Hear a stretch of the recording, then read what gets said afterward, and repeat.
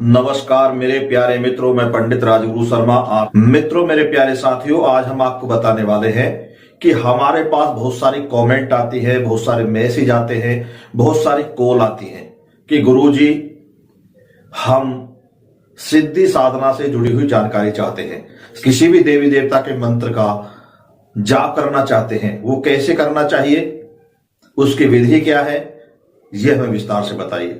तो मित्रों, इस बात को विचार में रखते हुए, ध्यान में रखते हुए हम ये वीडियो बना रहे हैं। सबसे पहले ये वीडियो बना रहे हैं कि जो भी व्यक्ति सच्ची साधना, पूजा पाठ या किसी भी तांत्रिक क्रिया को सीखना चाहते हैं, किसी भी मंत्र की सिद्धि साधना करना चाहते हैं, किसी भी देवी देवता को मंत्र को सिद्ध करना चाहते हैं, तो आपको किन किन 12 बातों का ध्यान रखना पड़ेगा, इसी बारे में आज हम आपको बहुत ही सटीक जानकारी देने वाले हैं। तो 12 बातें कौन सी हैं? सबसे पहली तो आपको इस बात का ध्यान रखना पड़ेगा कि तांत्रिक पूजा हो या कोई शुभ पूजा हो, उसके लिए सबसे पहले आपको गुरु बनाना चाहिए। बिना गुरु के सिद्धि साधना पूजा पाठ में किसी भी व्यक्ति को आगे कदम नहीं बढ़ाना चाहिए। सिद्धि साधना में आने से पहले किसी को गुरु बनाए और उसके द्वारा सिद्धि साधना या कोई भी पूजा पाठ या किसी भी इष्ट देवी देवता को प्रसन्न करना है, तो गुरु के माध्यम से, गुरु के बताए हुए रास्ते पर चलकर ही आप कामयाब हो सकते हैं। और यदि आपने बिना गुरु के कोई भी कदम बढ़ाया तो आप सिद्धि साधना में सफल नहीं हो पाओगे, अधूरे रह जाओगे और हो सकता है अच्छे की जगह आपके साथ बुरा हो जाए। क्योंकि सिद्धि साधना करते समय इंसान पागल भी हो जाता है, डर जाता है, भय बैठ जाती है, रोगग्रस्त हो जाता है। तो इन सभी से बचने के लिए सबसे पहले आपको गुरु बनाना जरूरी है। बिना गुरु के कोई भी सिद्धि साधना नहीं करनी चाहिए।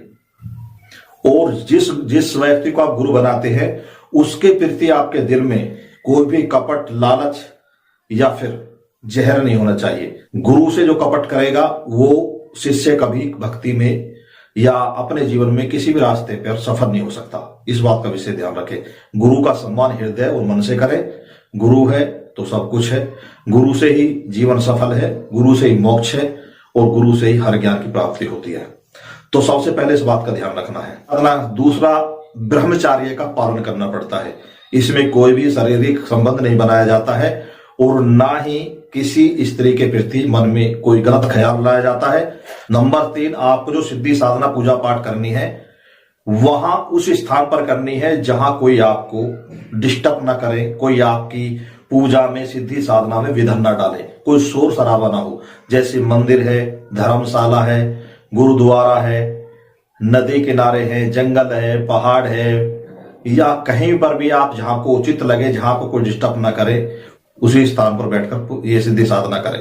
नंबर 4, जहां जिस स्थान पर आप सिद्धि साधना पूजा पाठ शुरू करने जा रहे हैं उस स्थान के इष्ट देवता से, उस स्थान के रक्षा करने वाले देवता से मनोश्रद्धा से हाथ जोड़कर एक प्रार्थना करी जाती है कि इस स्थान के हे रक्षक देवता कि आपके यहाँ हमें इतने दिन के लिए जगह चाहिए और हम यहाँ इतने दिन के लिए पूजा पाठ करना चाहते हैं, और जब तक हम यहाँ पूजा पाठ करें, सिद्धि साधना करें, आप हमारी रक्षा करें। नंबर 5, आसन का विशेष ध्यान रखना है। आसन इष्ट देवता के अनुसार, सिद्धि साधना के अनुसार ही आपको प्रयोग में लाना है।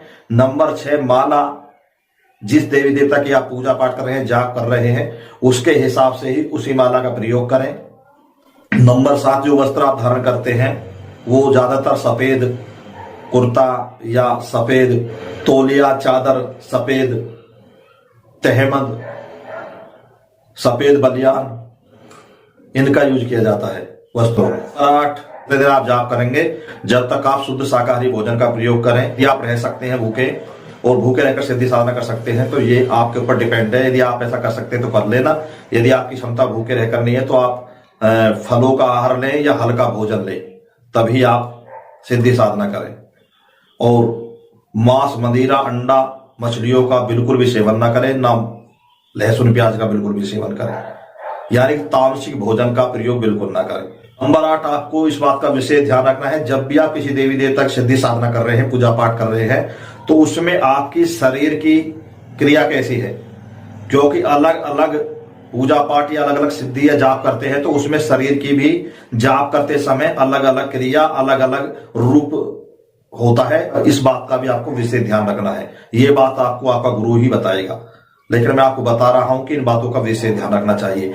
और यदि आप हमसे ज्यादा जानकारी लेना चाहते हैं तो एकांत में कॉल करके आप हमें सिद्धि साधना से जुड़ी हुई सारी जानकारी प्राप्त कर सकते हैं। लेकिन हम इस वीडियो में आपको टॉपिक बता रहे हैं कि इन बातों का विशेष ध्यान रखना है। नंबर 9, मंत्र जाप करते समय मंत्र आपको बिल्कुल साफ सुथरे शब्दों में बोलना है और धीरे धीरे बोलना है, यानी कि मंत्र बिल्कुल शुद्ध और साफ बोलने हैं। यदि आप मंत्र गलत बोल गए या मंत्र जल्दीबाजी में भूल गए, आपको फिर उस मंत्र से सिद्धि साधना प्राप्त नहीं होगी, नहीं वो मंत्र अच्छी तरह से आपका सिद्ध हो पाएगा। इस बात का विशेष ध्यान रखना।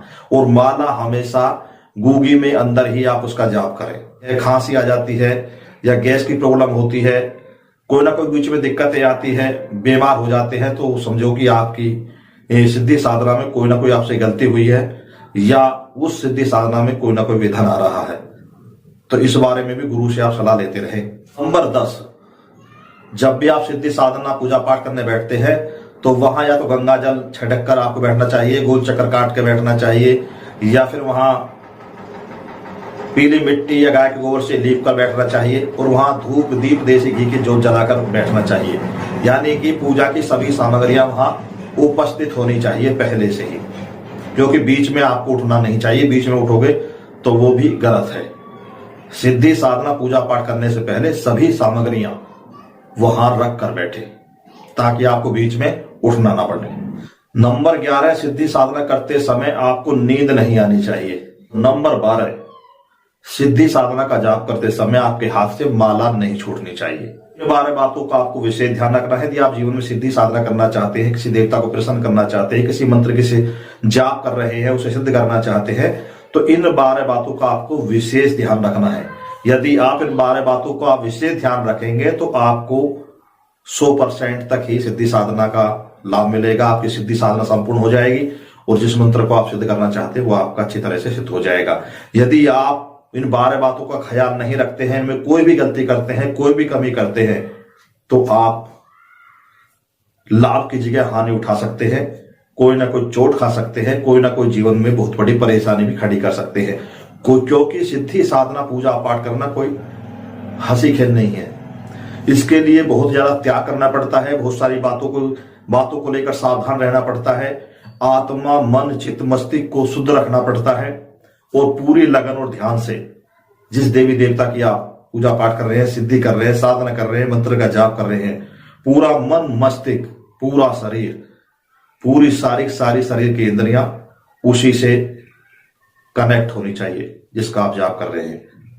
तो मित्रों, ये खास जानकारी आज आपको देनी थी, वो दे दी। यदि आपकी समझ में हमारी बताई हुई जानकारी नहीं आई है या आ गई है तो इस वीडियो को ज्यादा से ज्यादा लाइक एंड शेयर करें। और जिसकी समझ में वीडियो नहीं आई है, जिसकी समझ में बातें नहीं आई सिद्धि साधना से जुड़ी हुई, तो वो हमसे संपर्क कर सकते हैं। हम विधि विधान से सारी जानकारी आपको कॉल पर दे सकते हैं, मैसेज पर दे सकते हैं। तो आप हमसे तुरंत संपर्क करें सिद्धि साधना से जुड़ी हुई जानकारी लेने के लिए। और भविष्य में यदि आपको और भी कोई जानकारी चाहिए तो उसके लिए भी आप हमसे संपर्क कर सकते हैं। मित्रों, हम इसी तरीका से आप लोगों के लिए बहुत ही ज्ञानवर्धक, बहुत ही सटीक जानकारियां लेकर आते हैं ताकि आप जीवन में आगे बढ़ें, सफल हों और सिद्ध रहें, खुश रहें, प्रसन्न रहें, फिट रहें और हमेशा हंसते रहें। तो साथियों, हम यहीं पर अपनी वाणी को देते हैं विराम और आप सभी को करते हैं नमस्कार। फिर मिलेंगे नई ऑडियो वीडियो के साथ। जब तक के लिए पंडित राजगुरु शर्मा का आप सभी को जय हिंद, जय भारत।